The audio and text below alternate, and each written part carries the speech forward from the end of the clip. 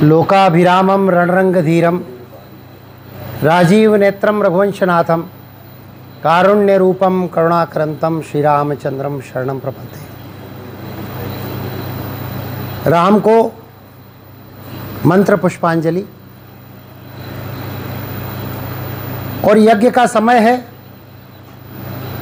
और समसामयिक बात करने के लिए और प्रेरित हूँ, तो राम को मंत्र पुष्पांजलि और राष्ट्र को मत पुष्पांजलि। हम ये सोच ही रहे थे कि विषय क्या हो, तो आज अभी रास्ते में कितना मत पड़ा, कितने परसेंट मत पड़ा, वही बात चल रही थी। नागपुर में इलेक्शन हो रहा है,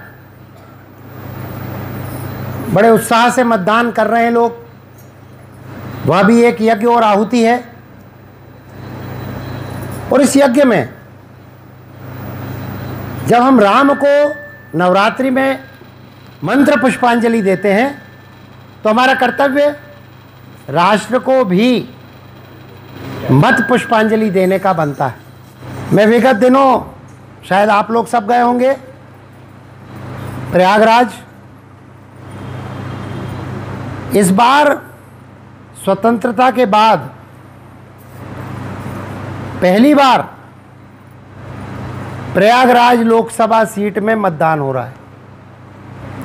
आपको आश्चर्य तो नहीं हो रहा ना, क्योंकि नाम भर नहीं बदला है। यह नाम जो बदलना है, यह कोई साधारण घटना नहीं है। राम कथा में जगह जगह प्रयागराज का वर्णन है। माघ मकर गति जब रवि जब होई, तीरथ पति ही जाए सब कोई। और हम जब भी उधर से निकलते हैं, आगे भी जाते हैं, कहीं जाना है, तो ढूंढते रहते थे कि प्रयागराज कहाँ है। कहीं दिखाई सा नहीं देता था। त्रिवेणी मिलती थी, वटवृक्ष मिलता था, सब कुछ मिलता था, लेकिन वह नहीं मिलता था जिसके कि हम बहुत दिनों से प्रतीक्षारत थे, तलाश कर रहे थे। तो एक सौभाग्य का विषय है नवरात्रि में सभी यहाँ जो हैं, और बल्कि देश में जहाँ भी हैं, कि हम स्वतंत्र भारत में पहली बार प्रयागराज में लोकसभा सीट पर मतदान करने जा रहे हैं। ये, जैसा कि मैंने कहा, कि कोई नाम परिवर्तन का विषय नहीं है।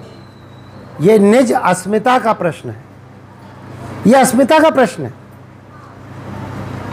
जिसको न निज गौरव तथा निज देश का अभिमान है, वह नर नहीं पशुए निरा और मृतक समान है, कवि ने कहा है। और निज अस्मिता की जब बात आती है, और हम जब राम को उस पुरुष भाव में देखते हैं, तो पूरा राम और राष्ट्र में कोई परिवर्तन नहीं पाते हैं, और राम और राष्ट्र एक लगते हैं। वो प्रयागराज में आपको बता दूं कि शिवजी ने तो राम कथा सुनाई, रचि महेश निज मानस रखा, अपने अंदर रख ली थी। ज़्यादा से ज़्यादा वो उमा को सुनाया था उन्होंने। लेकिन प्रयागराज नहीं होता तो याज्ञवल्क और भरद्वाज का मिलन कैसे होता, और जन जन तक वह रामायण कैसे आती। तो प्रयागराज का महत्व,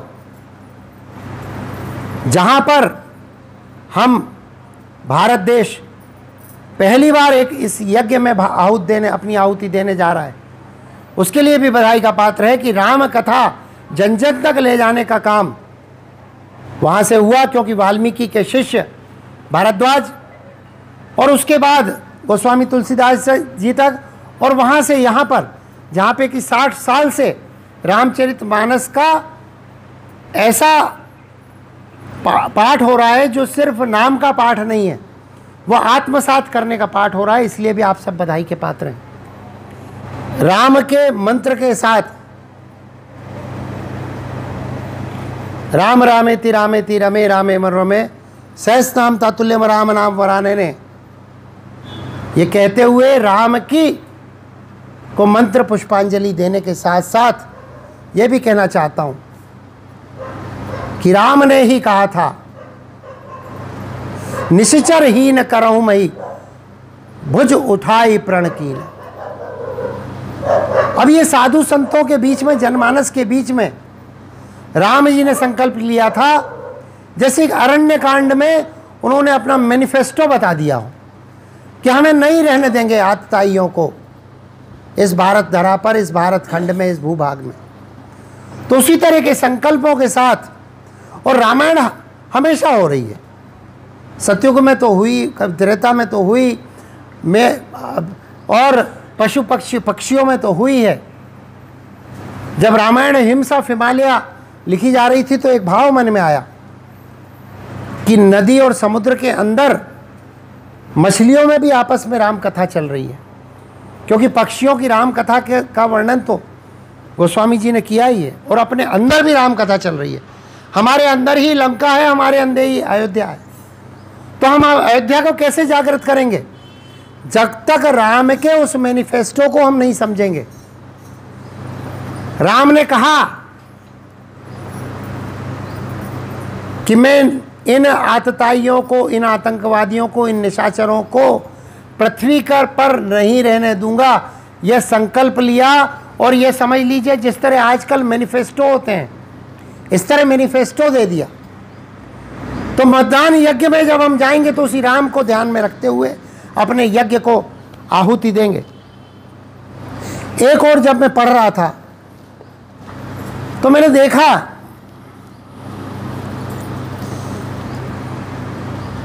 अतिशय देखी धर्म के हानि, परम सभीत धरा अकुलानी। अतिशय देखी धर्म के हानि, परम सभीत धरा अकुलानी। अब ये धर्म की हानि को होते हुए ये सभीत होके क्यों अकुलाई? वो अकुलाई तो अकुलाई, लेकिन उसकी ग्लानि कहाँ तक पहुँची? एक बार भूपति बन माही, भय गलानी मोरे सुत नाही। वो क्यों हुई?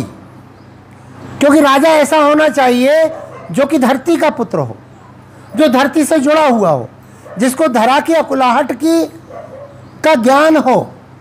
तो जब सभीत होकर, भयभीत होकर धरा अकुलाई, तो निश्चित ही वह बात, यानी कि उसी धरा का जो अकुलाई हुई है, उसी धरा का एक लिंक बना हुआ है, उसी धरा का एक लिंक जोड़ बना हुआ है।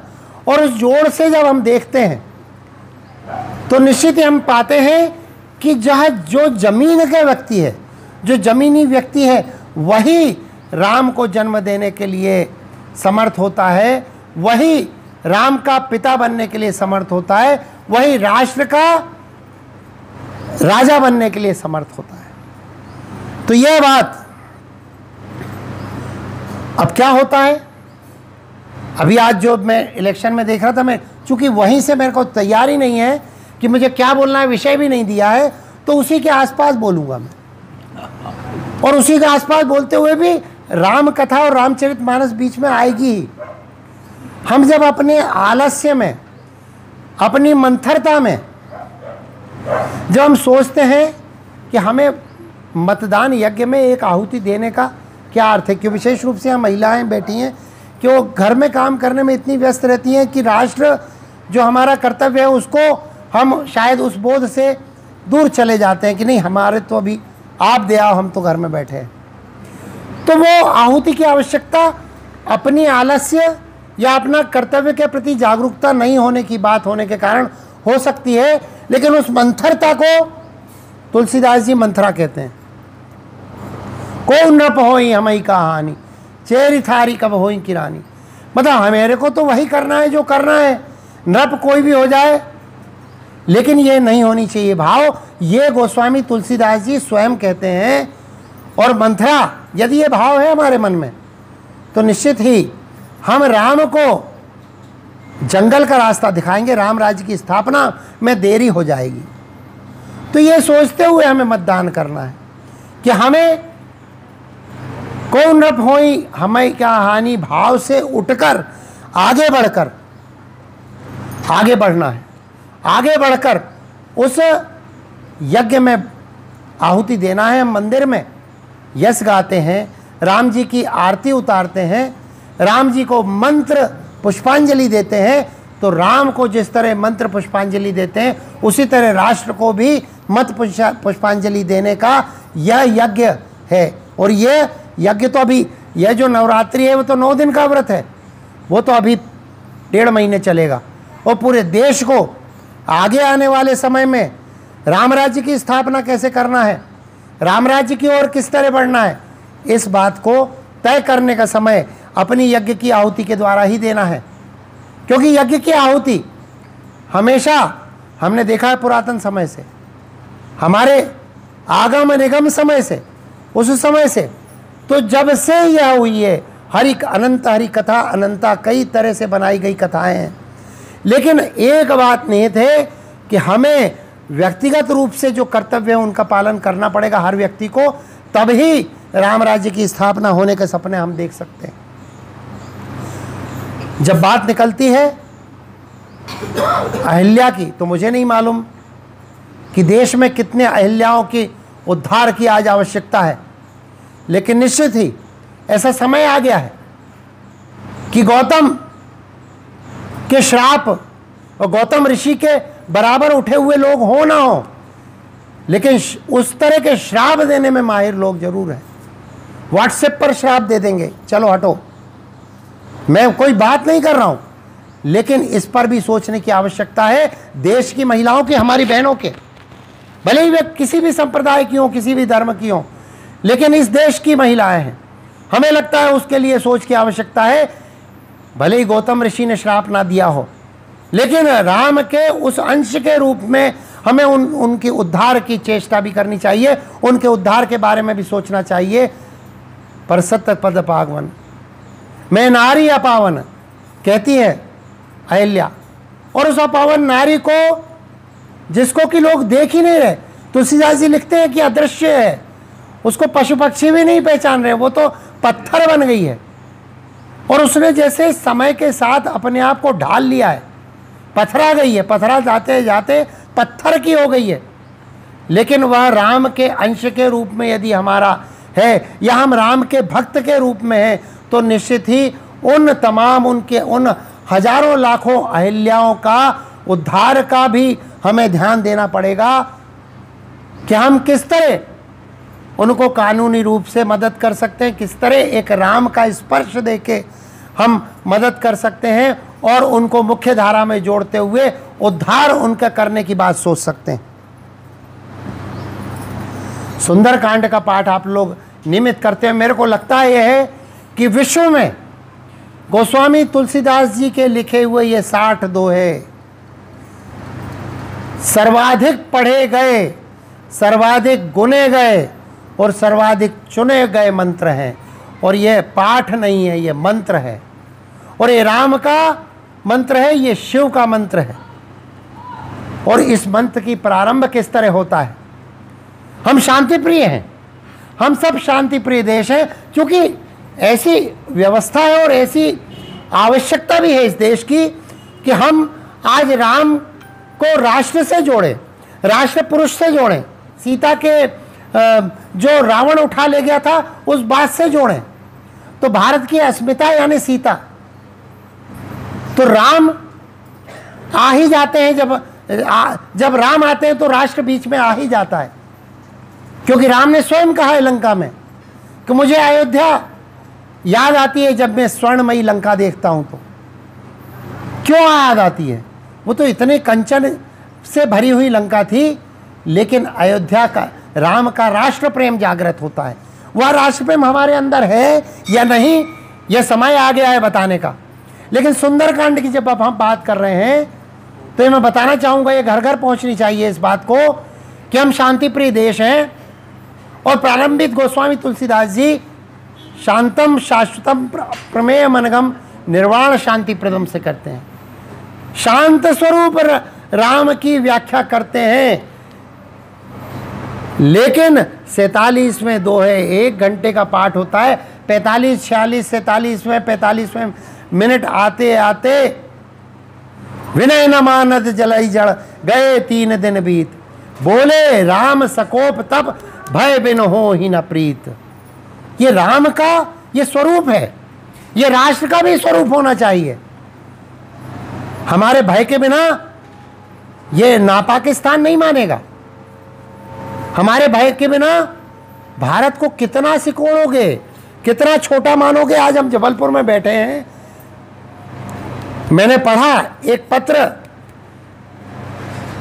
पढ़ा, उस पत्र में लिखा था सन 43 का पत्र, एक व्यक्ति ने लिखा, पुस्तक है, मैं किस व्यक्ति ने किस व्यक्ति को लिखा ये नहीं बताऊंगा, लेकिन लिखा हुआ सन 43 में लिखा, प्रिय आपको दिल्ली से आना है क्योंकि कराची में मेरे घर में भागवत जी का पाठ होने वाला है। सन 43 की बात है, बहुत पुरानी बात नहीं है, 100 साल भी नहीं हुए हैं। आज आप इस तरह के पत्र की बात नहीं सोच सकते। भारत सिकुड़ रहा है, भारत को विस्तार की आवश्यकता है। भारत को विस्तार, कनक भूधराकार शरीरा समय भयंकर अति बलवीरा। जब हम बोलते हैं तो हमारे राष्ट्र को उतना बलवान, उतना विशाल क्यों नहीं बना सकते? बना सकते हैं। ये राम कथा से जोड़ते हुए, राष्ट्र को बताते हुए मुझे गर्व होता है कि हमारा शांति प्रिय देश है। लेकिन उसी शांति प्रियता में भगवान राम यह भी कहते हैं, भगवान राम कहते हैं कि विनय जब नहीं माने कोई तो भय बिन हो ही न प्रीति। ये कोई मैनिफेस्टो नहीं है, ये कोई एक किसी संप्रदाय का तीर कमान लेके किसी को ललकारने की इच्छा शक्ति नहीं है। लेकिन हमें ये अंदर से है। 500 साल पूर्व जब अकबर का शासन था, और जिस समय उसी शासन में हमें जो इतिहास पढ़ा जाता है, जिसको द ग्रेट कहा गया, एक शासक को द ग्रेट कहा गया, उसने गोस्वामी तुलसीदास जी को जेल में बंद करा था। वो तो वानर सेना थी जो छुड़ा लाई थी। आपने इतिहास पढ़ा है, बनारस का इतिहास है, यहीं पास में प्रयागराज के पास का इतिहास है। आज क्या ऐसा संभव है? इसलिए संभव है क्योंकि अभी हमने देखा साधु संतों को, कुछ लोगों ने हिंदुओं को पूरे सबको बदनाम करने की चेष्टा की। ऐसे ही तुलसीदास जी को बदनाम करने की चेष्टा हुई थी, छोड़ना पड़ा था, छूट गए, वो भी छूट गए, साधु संत भी छूट गए। समय लगता है, लेकिन शांतम शाश्वतम, हमारा मन शांत है, हमारे इष्ट शांत हैं। लेकिन वही हमें पाठ पढ़ाते हैं, जब कोई विनय नहीं मांगे तो हमें आक्रोश होना चाहिए। और ये लक्ष्मण को क्यों पसंद आया?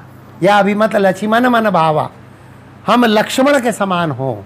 हमें इस तरह का अभिमत जो राम जी ने दिया है, आज समय आ गया है कि उस अभिमत को हम पसंद करें जो राम जी ने हमको दिया, जो राम जी ने दिया। विनय न मानत जल जड़। राम के भक्त हम भी हैं, लक्ष्मण से कम होंगे, लक्ष्मण से पीछे होंगे, लक्ष्मण से बहुत पीछे होंगे।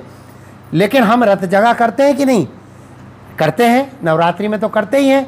ये अलग बात है कि लक्ष्मण जी ने 14 वर्ष तक रथ जगह किया, लेकिन हमने कुछ अंश में तो किया, तो कुछ अंश में किया तो लक्ष्मण जी का भाव हमारे अंदर है। और यह अभिमत लक्ष्मण मन भावा, और यह अभिमत जब लक्ष्मण के मन में भाया है तो वह मत भी बनेगा, और वह मत बनकर अपनी आहुति भी मत के यज्ञ में देगा। थोड़ा सा और आगे बढ़े, सुंदरकांड में ही छोटा सा समय, कम समय मिला है, पता नहीं आपके घर जाने का समय होगा, लेकिन छोटा सा बहुत बहुत जरूरी बात है। नाम लंकिनी एक निशिचरी, सो कहा चले मोही निंदरी। अब बताओ, लंकिनी जाने ही नहीं मलम सट मोरा, मोर आहार जहां लगी चोरा। अब बताओ, लंकिनी चौकीदार है कि चोर है? और आहार उसका चोर है, तो हनुमान को रोकती है। और हनुमान को रोकती है, स्वामी राजेश्वर जी कहते हैं कि चोर कौन है सबसे बड़ा लंका में? जिसने राम की भक्ति स्वरूपा सीता को चुरा के ले गया, वो चोर है, और उसकी रखवाली कर रही है। और बोल रही है कि मैं और हार जहां लगी चोरा। तो हनुमान जी जनता के रूप में क्या करते हैं? मुठिका एक महाकपि हनि, वो खत्म नहीं करते लंकिनों को, चाहते तो खत्म भी कर देते। कितनों को खत्म किया उन्होंने, कितने निशाचर मार गया लंकिने को घुसने के पहले। लेकिन वो व्यवस्था के विरोधी हैं, लंका में व्यवस्था के विरोधी हैं। भारत में उन्होंने किसी को नहीं मारा, लेकिन लंका में मारा। क्यों मारा? क्योंकि जो रखवाली करने वाला है वह चोर की रखवाली कर रहा है, चौकीदार की रखवाली नहीं कर रहा। चौकीदार तो देखने जा रहा है, पता लगाने गया। मतलब चोरी का पता लगाने जाने वाले को की रखवाली करने वाला चोर हुआ कि चौकीदार हुआ। तो मुठिका एक महाकपि हनि, उसने मुट्ठी का, हनुमान जी ने मुट्ठी का प्रहार किया। मुट्ठी का प्रहार यानी क्या? पूरे समाज। यह अंगूठा क्या है? प्रतिष्ठा। मान निषाद प्रतिष्ठाम तव गमनम शाश्वतीम समः। ये पहला श्लोक है, वाल्मीकि जी ने लिखा है। मां निषाद प्रतिष्ठाम, तुम्हारी प्रतिष्ठा निषाद चली जाएगी, शांति चली जाएगी। तो यह अंगूठा क्या है? प्रतिष्ठा है। तो भारत की अस्मिता प्रतिष्ठा। फिर जो उंगली उठाते हैं, हमें विरोध उनका नहीं है जो उंगली उठाते हैं, तर्जनी से उंगली उठाई जाती है, आरोप लगाते हैं, उनसे भी विरोध नहीं है। वो भी इकट्ठे हो, वरिष्ठ कसते हो, कनिष्ठ इकट्ठे हो, और राम जी की मुद्री पहनने वाली अनामिका इकट्ठी हो। ऐसे राम भक्त, कनिष्ठ, वरिष्ठ, प्रतिष्ठा प्राप्त, अवार्ड वापसी गैंग वाले नहीं, प्रतिष्ठा प्राप्त, और सब ये इकट्ठे होकर, आरोप लगाने वाले भी सब इकट्ठे होकर मुष्टि प्रहार करें और उस व्यवस्था पे प्रहार करें जो चोर को चोर नहीं मानती, और जो चौकीदार चोरी करने पकड़ने पहुंचता है उसको चोर मानती है। अब ये लंकिनी, लंका में हो क्या रहा है? सुंदरकांड ये व्यवस्था बनाता है, सुंदरकांड ये व्यवस्था बनाता है कि हम राम को मंत्र पुष्पांजलि दें और राष्ट्र को मत पुष्पांजलि दें। आप सब समझदार हैं। शूर्पणखा का प्रसंग जब आता है, खरदूषण, घर घर में खरदूषण, अरण्यकांड। भाई लंका अकेले में थोड़ी थे राक्षस, ये तो यही अरण्यकांड में बताया है। अरण्य क्षेत्र है पूरा महाराष्ट्र अब जो हो गया है, यहां पर खरदूषण। और खरदूषण कैसे? कि इस देश पर आक्रमण ही नहीं कर रहे। अब मारीच को क्या मानते हो आप? मारीच तो खुश होकर तैयार हो जाता है, और उसको मालूम है कि मैं मरूंगा, फिर भी तैयार हो जाता है। तो क्या है? मानव बम है ना। लेकिन वो एक उन मानव बमों से अच्छा है जो आज के हैं। वो हवस के शिकार में दिग्भ्रष्ट होकर 72 हूरों के लिए जा रहे हैं। ये तो मानव बम बनता है और मन में गदगद है कि मुझे राम अपनी गति देंगे। वो राम भक्ति है। मारीच भले ही राक्षस हो, लेकिन इन आज के राक्षसों से बढ़कर है। कम से कम वो राम की भक्ति मांगता है। तो मानव बम तो बना कि नहीं? रावण भी मानव बम बना रहा है, आज यहाँ के आतताई भी मानव बम बना रहे हैं। तो हमें उन आतताइयों पर भी वही विरोध अपना चाहिए जो तीर कमान लेके राम जी ने अपनाया। तो शूर्पणखा प्रसंग क्या है? शूर्पणखा का प्रसंग यह है कि शूर्पणखा मायावी है। मायावी तरीके से जो भी चीज हासिल की जाती है, अब उसका वर्णन लंका का आता है। कनक कोटि विचित्र मणिकृत सुंदरायतना घना। अब मणिकृत यानी मैं अंग्रेजी ज़्यादा समझता हूँ, तो मणि यानी तुलसीदास जी ने शायद मणि बोला होगा, मैं तो मणि बोलता हूँ। मणि, MONY, मणिकृत, मणि से बनाई हुई। अब मणि से बनाई हुई लंका वो तो दहन योग्य ही होगी, उस पर तो GST का आग लगानी पड़ेगी। तो लगी ना लगी हमें नहीं मालूम, मंदिर में बैठ के उसकी बात नहीं करेंगे, लेकिन ये बात जरूर करेंगे कि शूर्पणखा कौन है? मायावी है। वो मायावी क्या करती है? मणिकृत, मणि से बनाई हुई, और मणि कौन सी है? वो तो काली हो नहीं है। वो काली मणि को लक्ष्य मन रूपी बातें होती नहीं है, हमेशा होती नहीं है मन की जो भी है। तो मन से लक्ष्मण, और लक्ष्मण ने क्या किया? अपने मन की करी, क्योंकि शूर्पणखा की 500 की 1000 की काट दी। अब मणिकृत सुंदर घना, तो वह क्या हुआ? शूर्पणखा तो माया हुई ना, तो उस माया को नाश करने की आवश्यकता थी, सो हुई। तो ये जो भी हुआ वह लक्ष्मण के अनुरूप हुआ। मुझे ऐसा लगता है कि आज यदि मैं अति बोल रहा हूं तो इसकी आवश्यकता है, क्योंकि जब भी लंका का निर्माण हमारे पास भी इस बड़े बड़े स्टेट में एक ये हुआ कि डाउनफॉल आ गया, सब पूरी रियल एस्टेट की प्रॉपर्टी डाउन हो गई। ऐसी लंका में हुआ जब यहाँ वहाँ निशाचर रही सशंका, जब ते जारी गयों कपि लंका। वो लंका में जब उन्होंने हनुमान जी ने दाह किया तो सशंक हो गया। क्यों? क्योंकि उसने तो बहुत बड़ी अट्टालिका बना के रखी थी, बहुत सुंदर बना के रखा था, लेकिन वह तो मायावी था ना, वह शुद्ध सात्विक पैसे से कमाया हुआ तो धन था नहीं, वो तो जहाँ आता था लूट के ले आता था। तो उस रियल एस्टेट को क्या कहोगे? उस लंका की रियल एस्टेट को क्या कहोगे? उस लंका की रियल एस्टेट से क्या भारत का भरण पोषण होना है, या सीता को सुकून मिलना है? नहीं मिलना है। सीता को तो अशोक वाटिका में ही रहना पड़ेगा। यदि वो लंका में जब तक रहेंगी, या तो वो चंद्रहास के भय से रहेंगी, या फिर उनको वहीं अशोक वाटिका में विरह की पीड़ा में रहना पड़ेगा। और कृततनुशीस जटा एक बैनी, आप बताइए कि वहाँ कोई फल फूल की कमी थी क्या? वो तो खाते हैं, अशोक वाटिका में फल फूल लगे ही थे। लेकिन कृततनुशीस जटा एक बैनी, भारत की अस्मिता और भक्ति को सिकोड़ने और उसको पोषण की कमी करने का काम लंका ने किया, लंका रूपी मायावी ने किया। उस तरह की अट्टालिकाओं से माया के द्वारा रावण के बनाए हुई जो अट्टालिकाएं थी उन्होंने किया। तो मुझे लगता है बहुत आगे बहुत कुछ बोलने की आवश्यकता तो है, लेकिन जब हम समझते हैं तो रोज हमारे अंदर रामायण होती है, रोज हमारे अंदर जब हम बात करते हैं रामायण की तो अयोध्या भी हमारे अंदर वास करता है, लंका भी वास करती है।